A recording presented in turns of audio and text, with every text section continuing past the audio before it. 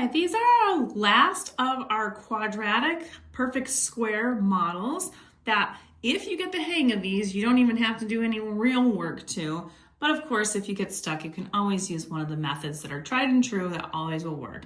So I'm going to try to help you make this a little bit quicker when you're doing the ASVAB, because on this content knowledge portion, you only get 1 minute per question. So if it's really helpful if you're able to do these pretty quickly.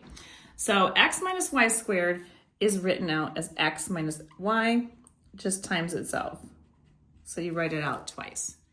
Now, if you use one of the FOIL method or the box method, and again, if you're not sure of those, you can follow some other videos that I have, including my quadratic functions playlist that will also be very helpful. X times x is x squared. X times a negative y is going to be negative xy. Then we do a negative y times x, which is going to be another xy that's negative.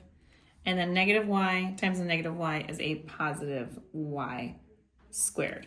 Now again, as the other ones have shown, the first term and the last term are not going to be combinable. It's only the middle two terms.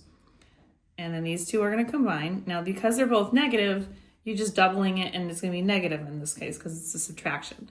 So x squared minus an xy and another xy gives me negative 2 xy's plus that last term, y squared. Now let's try it with some numbers so you can see what happens. And again, these will always follow the same patterns. They'll just be different numbers. So this is going to look like y minus 6, and we're writing it out twice. So it's a multiplication of both of them. Y times y is y squared.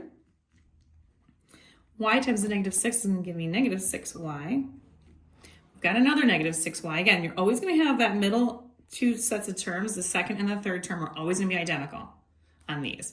And then negative 6 times negative 6 is a positive 36.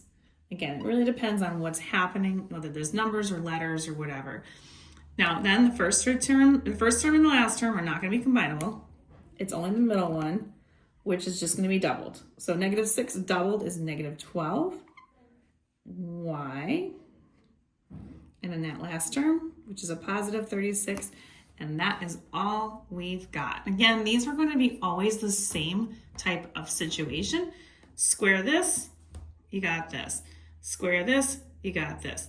These two will end up being the number and the letter combined next to each other. And then because it's in subtraction, this middle term will be negative, and you just double it. And if you want more questions like these, follow me on Instagram, TikTok, and YouWantAlgebra. And you can find them in my ASVAB playlist as well as my quadratic functions playlist.